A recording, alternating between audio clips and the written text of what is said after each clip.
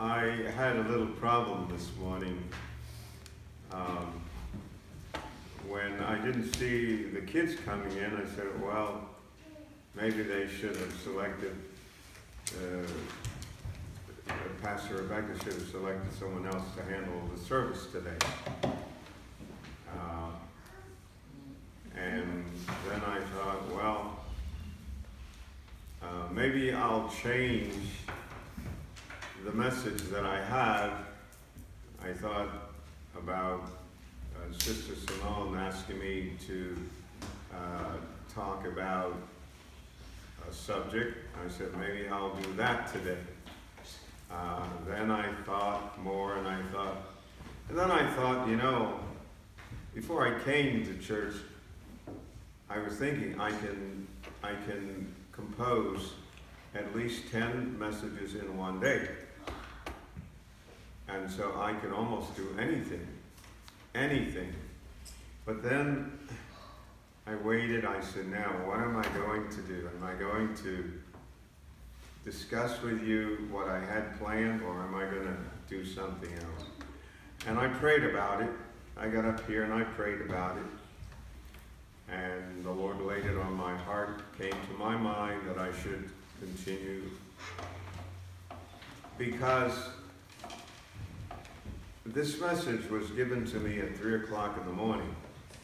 I woke up at 3 o'clock in the morning, and there it was, and the Lord laid it out, and I didn't go back to sleep. The rest, I slept 3 hours that morning. That's all the sleep that I got. So I'm going to give it to you, and I hope and pray that you will understand what I'm talking about. Amen. Already one young man is falling asleep. You want to sit up here with me? No, he doesn't want to sit up here with me. He wants to sit up here with me. Well, so I have to make this somewhat brief. One thing I'd like to remind you: when you look around the world, you see what you would classify as beautiful people. Beautiful or handsome, right? Mm-hmm. And many times you say, oh, I wish I looked like that person. And you'll try makeups and try all these different things to look like that person.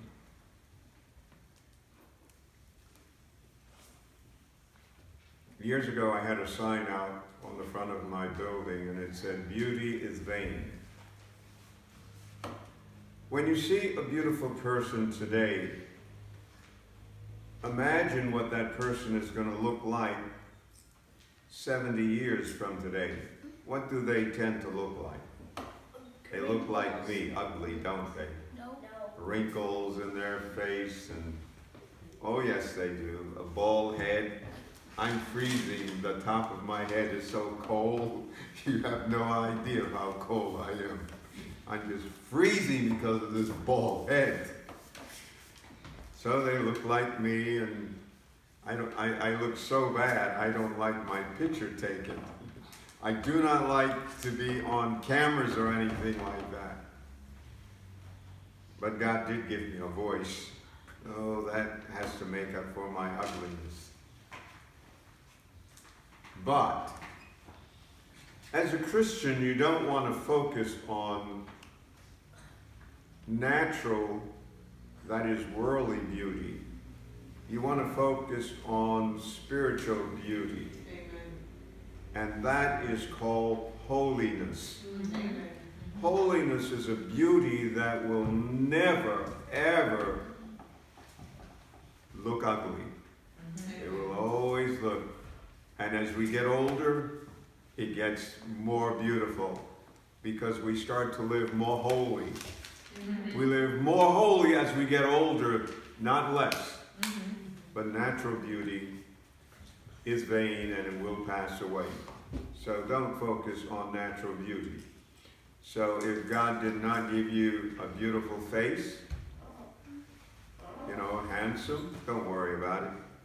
You have a choice. You can be holy. Amen. Now, today I'm going to talk about a subject that's very, very difficult. I don't think any of you will understand it. But let's see if I can break it down to your level. It is a challenge, all right?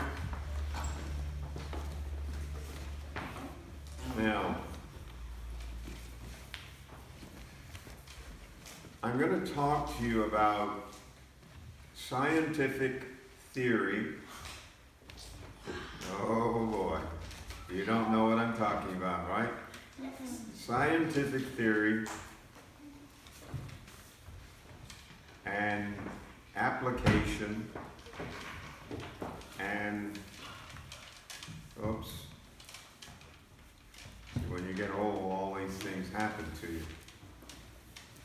And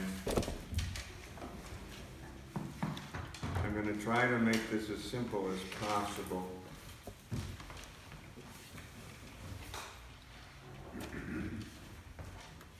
Now,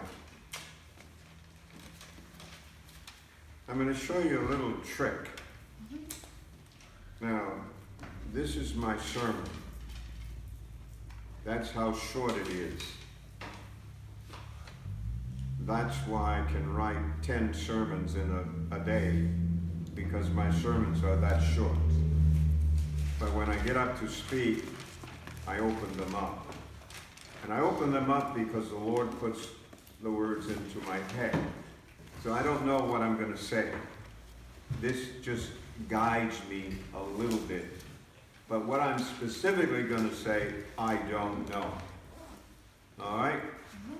So I let God's Spirit put the thoughts in my mind, and I say them as they come out.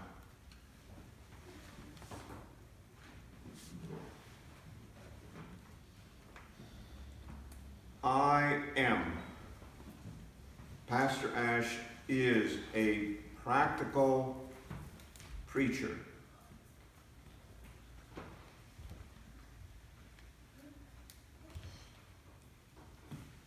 A practical preacher talks to you the way I talk to you. I tell you stories and I tell you how to tie your shoes. And I notice you're tying your shoes now, aren't you? Yeah. Oh yes, he's learned to tie his shoes. So that's practical teaching. I'm a practical preacher. And practical preachers don't have to go to school. We don't have to go to school to preach.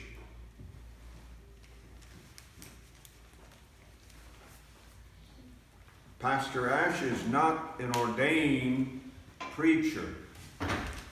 A practical preacher doesn't have to be ordained by man on earth. He just goes out there and he preaches whatever the Lord puts into his mind. He goes out there and he does it. That's a practical preacher. The opposite of a practical preacher is a theologian. He studies theology. He has to go to school, and he is ordained.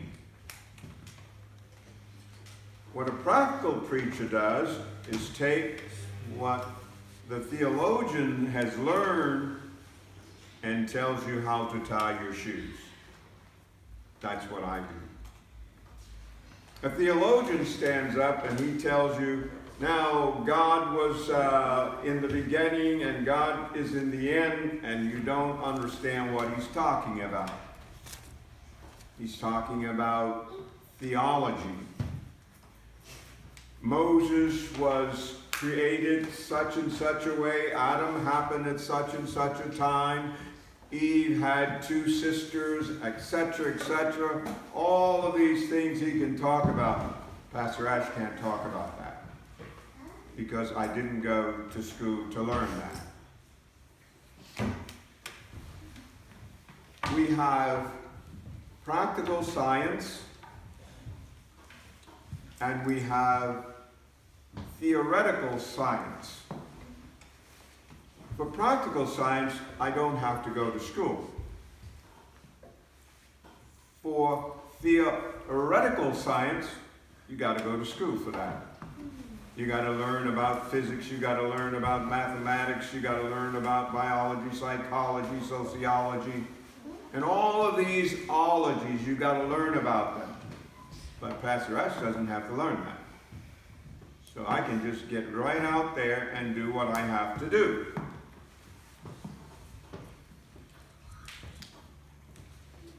What is another word for science?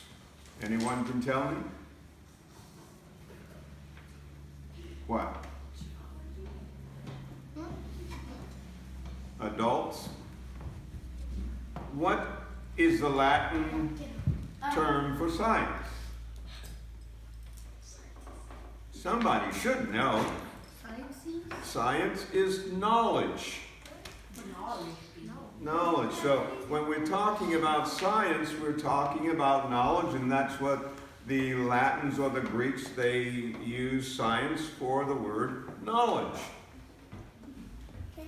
To know. It means to know.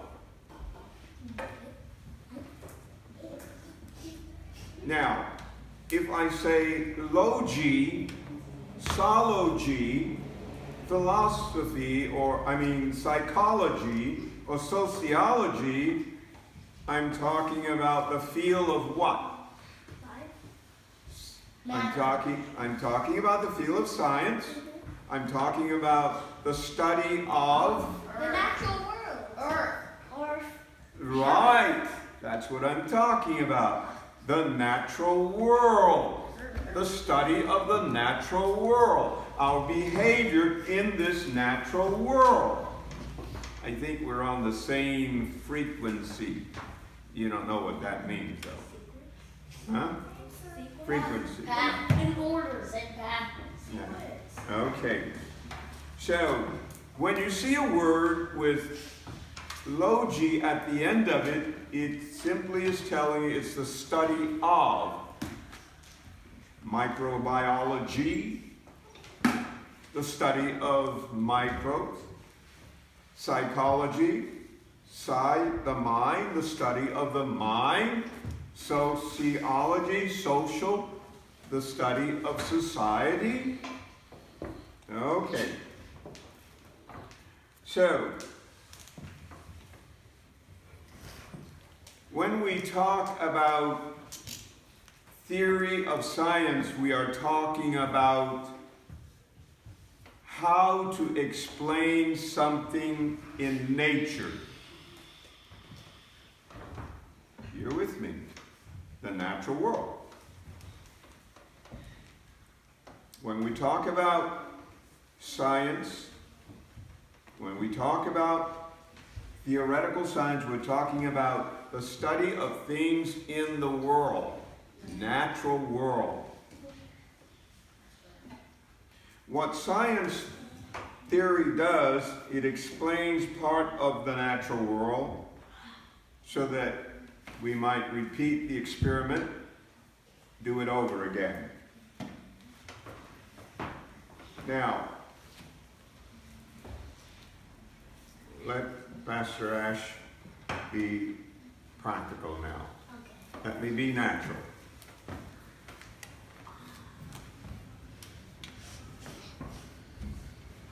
You and I are in the natural world.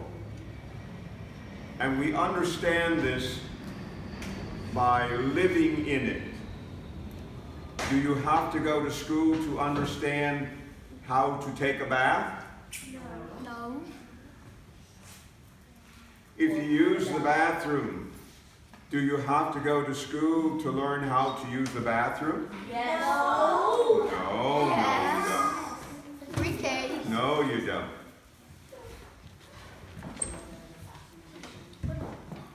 So we don't have to learn how to use the bathroom. Then what's the point of potty training? Exactly. Exactly. Okay, why do you have to be potty trained? That's very simple. Have you ever seen the cats and the dogs? Are they potty trained? Oh, No, they're not potty trained, are they? And so when a cat uses the bathroom, what does he do? He put it in a box. No, he doesn't. He does it in a box. A cat will find a place to potty. And he will more than likely potty in that same place. But he won't live there. That's his toilet. What is another thing that a cat will do, but he was not trained to do when he has a bowel movement? What does the cat do? Hunt. purse. Hunt. What? Hunt. Like hunt. He has paws. What does he do with them? Lick them. He takes a bath. He digs a hole He uses to catch and he puts his babies in there. covers his bowel movement by scratching the dirt. Is that not right? Yeah. Is that not so? Yes. You ever see dogs after they've used the bathroom? What do? They start scratching. What they're doing, they're covering it up. Or they're trying to cover it up so that you won't step in it. You know what the it is, right? Yeah. So you don't have to be potty trained to know how to potty. You don't have to be taught how to eat with a spoon to eat. How can you eat if you don't have a spoon? Your hands. With your fingers in your hands, right? I'll just be Right? So now, when we come into the natural world, there are a lot of things that we don't have to learn how to do. But theoretical science teaches us so that we can live how? Worse or better? So that we can live better. And we apply the theory that they teach us to the bathroom. So now, how do we do that? This is how we do it. What you learn from your mom is a science teacher. Let me show you. When you go into the bathroom and you come out, what does she say? He's washing hands. Wash your hands. That's number one, flush the toilet. What else does she say? Wash your hand. Wash your hands, right? Did you And so find- why is that important? Because you might get germs. Right, you see? So how do we know we get germs from not washing our hands? My mom tells us. Sick. Your mom's a scientist. She's a scientist. And so that's where theory comes in. That's where knowledge comes in. And we learn from scientists how to live better. All right? So we have what we learn from knowledge from scientists and what you learn from Pastor Ashe, the practical preacher. Okay. Now, the next thing that I'm going to give you is this. Let's see if you can figure this out. This is about the world. Was Jesus a scientific preacher or a theologian, or was he a practical preacher? A pediatrician. Ah, right. He was a practical preacher. Now, look at my hair and tell me who this man might be if his skin were white. Albert Einstein. No, Franklin. Benjamin Franklin. Einstein. Let's go. Einstein. And what was he? A practical scientist or a theoretical scientist? Practical scientist. No. Wow. I knew it. He talked about the theory of what? Natural world. Right, but he called it the theory of Science. relativity. And it's only a theory, but it's knowledge that we can depend on, right? Yes. Yes. So now, electricity is something that you can see or you can't see. Can't see. Feel. You can feel. No, can you see it or can you not see it? No. You can't see it. But is there a practical application for electricity. And what is it? Like the wind thing, If you touch it, you'll get electrocuted. like the wind thing. You go to the back and you hit the switch, and what happens? Turns on. Light comes on. But the scientist tells you this is something you can't see, but if you do this, this will happen. Does it work? Yeah. Yes, it works. So what the scientists teach you, what they teach you, works in practical or natural, in the natural world. In our natural world, it's a good thing to have scientists. We don't need them, but it's a good thing to have them. All right? Follow me? Yes. Now, let's see how we can take this to the scripture today. I'm talking about theory, and I'm talking about application or practicality. Practical or theory. Something you can't see versus something you can see and touch. All right?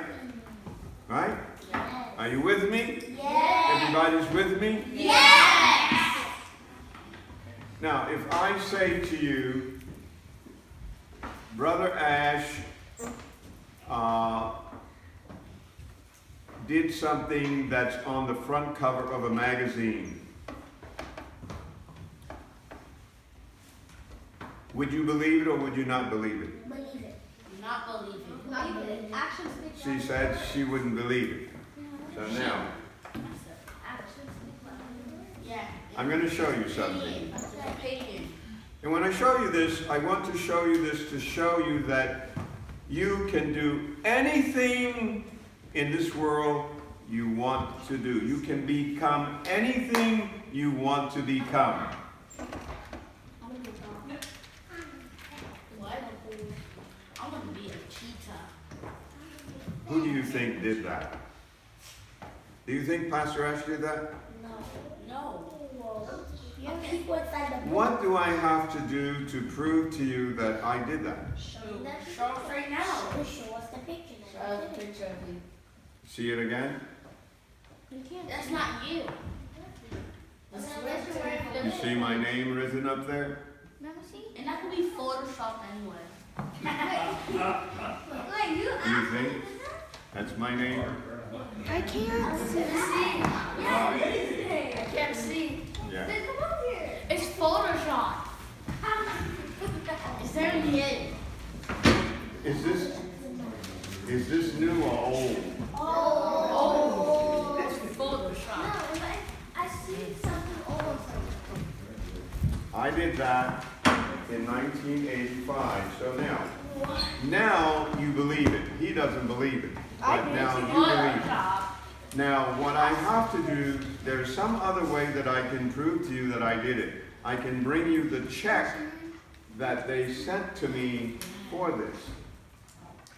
Today, it would be valued at $2,000. That's how much I got paid for this, for sending them this. What I'm showing you this is that you notice that some of you believe and some of you didn't. Why didn't you believe that I didn't do this? Why? Because you could just write your name on it and say you did it. And you could have put your date. Could be, Yeah. but You need to cheer right now. That could be it. That could but be someone else's name. I have the old check stub that I received for having done this. Now, one of the reasons you think that I didn't do it, I'm going to tell you why. What you're thinking as a person like myself could not have done that. That's what's in your mind. And that's being prejudiced. Scientists are not prejudiced. Now, are you following me? Yes. Scientists have an open mind. Now, this is the practical part of what I'm saying. Will you believe I did it? Yes. I show you, you still don't believe me. But if I bring the check, which I thought to do today, I will bring you the check and show you the check written to me. And with the money, I purchased a car for cash. Now, why I'm showing you this is to show you that if Pastor Ashe could do this, if I could do this, can you not do that too? Huh? Do you believe now that you can do that? No. Now do you believe you can be a doctor? Yeah. In other words, you can be anything what? You want to. You can be, because look at, here's an old man that didn't finish college that did something like this. Now, I'll tell you another thing that I did. I wrote a book, 500 pages. And I will show you, I can show you where I got the letter from the editor, said we would like to publish it. And they were going to pay me. In other words, you can do anything you want to do. Now, how did I do this? Let me show you how I did. Bring a chair so I Rent it out. can Okay, this is how I did it. Now remember what the memory verse was today. Faith is the substance of things hoped for, the evidence of things not seen. You haven't seen it. But your scripture today, your text today reads this way. 17, faith, if it hath not works, is dead, being alone. Now, faith is like theory. You can't see it. Electricity. You can't see it. But when you pull the switch, now you can see it. That's the work part of it. You follow me?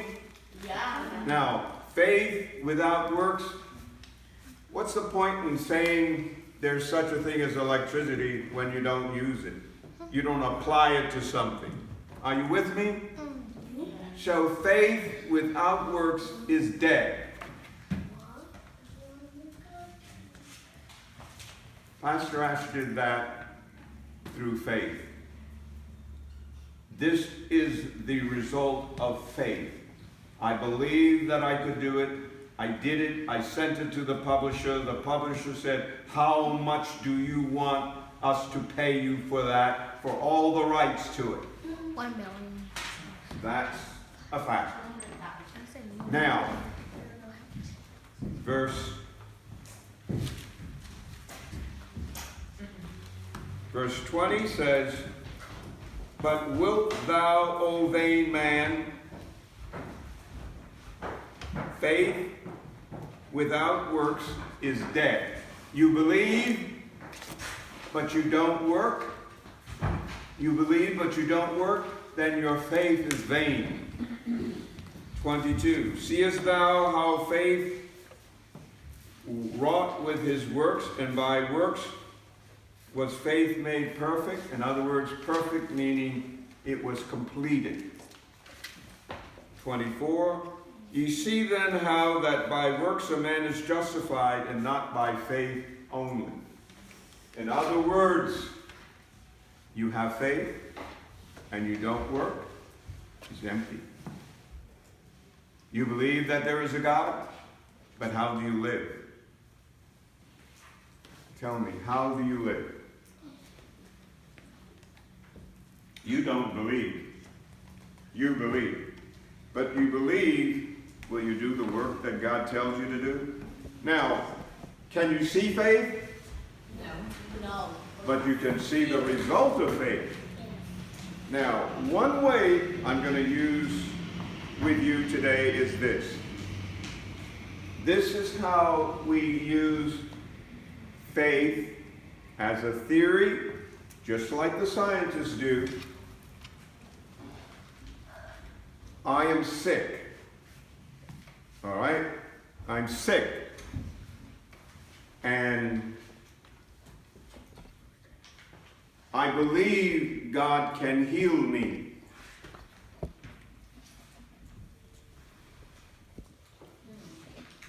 When I truly believe God can heal me, what's going to happen? I get healed. I can't pay my rent. I believe God can send me the money to pay my rent. When I believe God can send me the money to pay the rent, what happens? He sends me the money to pay the rent. So the scientists say this is the theory and this is the practical side and this is how it works. If you do this, this is going to happen. If you turn a wheel and create electricity, then you can go and flip a switch and you're going to have lights. The same thing happens with science as happens in the Bible. If you believe faith, if you believe it, then you're going to see it happen. The physical thing is going to happen. Do you understand what I'm saying? If you believe it, then you're going to see it happen. Electricity you cannot see.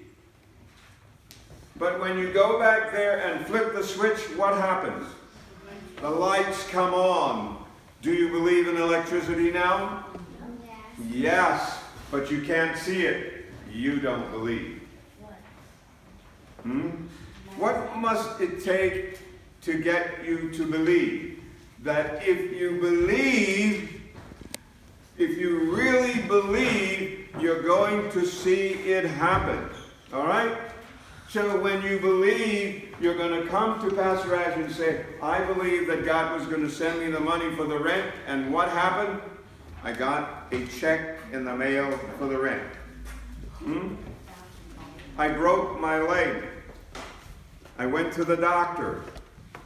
And I told the doctor, I believe in God. The doctor put my leg together. I went home and my leg was healed and now I'm walking. What other things can we believe? Is there something else you want from God? Do you want something from God? What? Reborn baby doll. What? A reborn baby doll. She wants a baby doll. Superpowers. Superpower? Yeah. Well, what would you want that for? To save the world. Tell them about God. Well, maybe you should just leave that to God, right? He's already done it, okay? So he has done it. But I tell you. Now, you see why I'm giving these kids this lesson today? Because this is the way they're thinking. You're thinking this way, and you need to know this, that faith will do the same thing for you that the scientists will do for you. So all you have to do is believe it. Believe. What do you want, Jason? He wants to be famous. Oh boy, you see all of these things. This is what I have to deal with in church. This one wants to be famous. He wants power. She wants a baby doll. What do you want?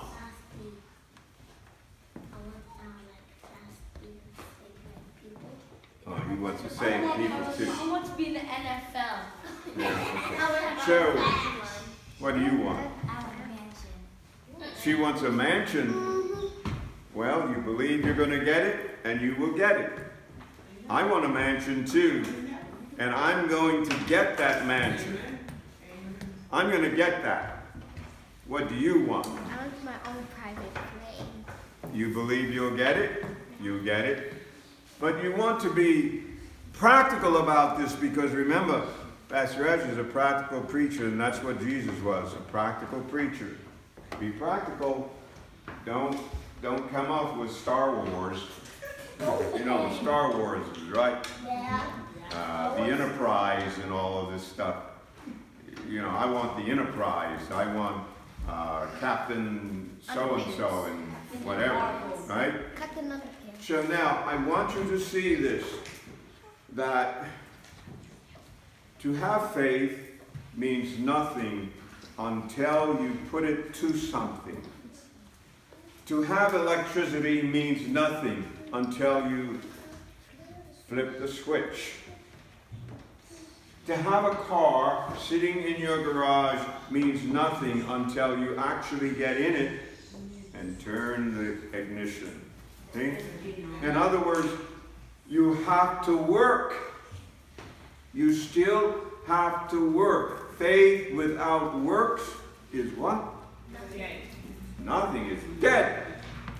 So, if you say, I believe, you must work. So, one of the things that Jesus will say to you when you say, I have faith, I believe, God, that you saved me. One of the things that you will do is that you will stop cheating, right? That's work. Right? Right? I didn't get an amen on that. Amen. Amen. All right. So you will stop cheating. You will stop lying. You will be kind. You will be nice.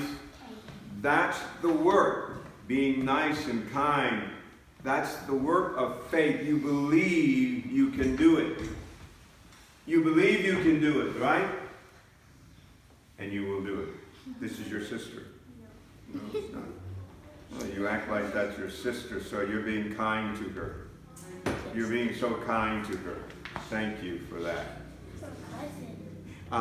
So, anyone wants something from God? Adults. Brother, what do you want from God? He wants help? Good health. Good health. Believe that God will give you good health and He will do it. Sister, what do you want from God? I want a whole lot of things. Well, then get a book and start writing them down in that book and believe, because if you don't believe, you're not going to get them. It's like you're not hitting the switch. You have to hit the switch. What do you want from God? Oh, except this is medical school. She wants to go to medical school. So, but are you believing it? Absolutely. Is your belief sincere? Sincere. Is there any little glitch in it? All the glitches have to be taken out of it. What do you want? What do you want? I'll take a husband. A what? A husband, like a man. We were discussing that today. And you had better dress like you want one. Huh? She wants a husband. But are you sincere in your faith? There's a little glitch in it. Because faith requires work. You have to work. You have to do something. You understand that? You don't believe. You haven't said anything all day. You have to believe. Jason, you have to believe. You have to believe. You haven't, at least you woke up. I must have hit a nerve. He was sleeping, he woke up. And she wants a mansion. I really believe you're going to get that mansion. Jennifer, what do you want? You believe it, you will get it. Peterly, what do you want? Well, you really have some. You teachers need to sit down with your students and find out. Have them write down what they want. I can make a book. A book? Book two. It's gonna be one Well, page. you write it down, and when you get the, I've been telling you for a long time, when God answers your prayer, to come and tell me. Nobody's coming to me. What that means to me, you're not applying work to your faith. You're not applying work to your faith. How come I'm still getting it? How come all my rents are being paid, this is being done, that's being done? All these years, one thing and another. I have so many answers to prayer, it's unbelievable. I mean, I sit down and I start writing a list of the answers to prayer. I get tired. There's just no room on the paper to do it. Huh? And Pastor Ashe is not kidding about that. I am the practical preacher. And telling you that is doing this. I'm telling you that because I'm sincere. I'm not trying to be somebody else, somebody smart, somebody that's brilliant, somebody this, somebody that. I am a very simple little guy. And that's why I can preach to you this little simple message. All right? How many of you understood what I talked about today? She didn't understand. No. What did I talk about? You talked about being a practical preacher and a practical science. Practical science. And How does this apply to your spiritual life?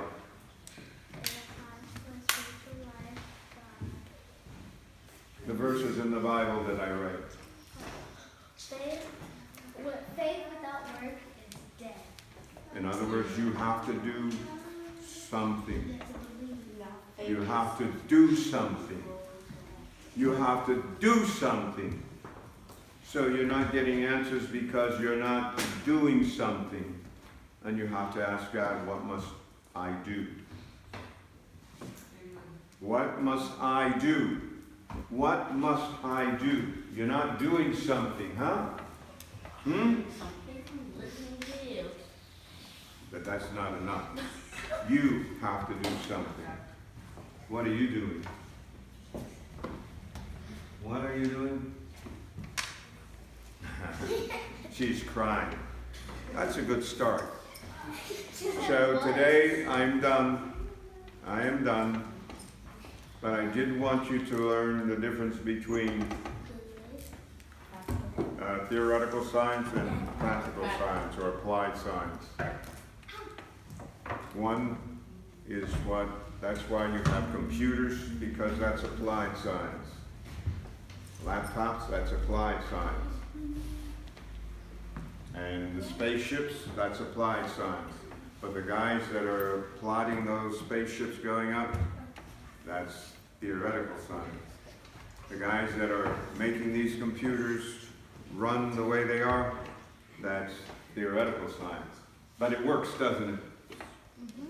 So do you see why some of us are poor and some of us are rich? No.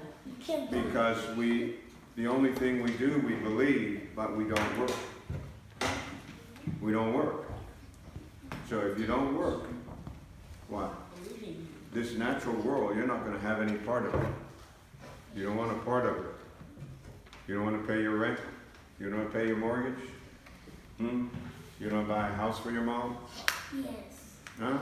You don't want to do that? You don't want to help your mom? You don't want to help your dad? So all you have to do is go into your little rooms, wherever you go, and get down on your knees and pray, God, help me to work. Show me what I must do. Isn't that what it says? What must I do to be what?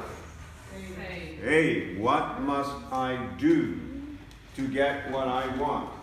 What must I do to be able to do what Pastor Ashe did? What must I do?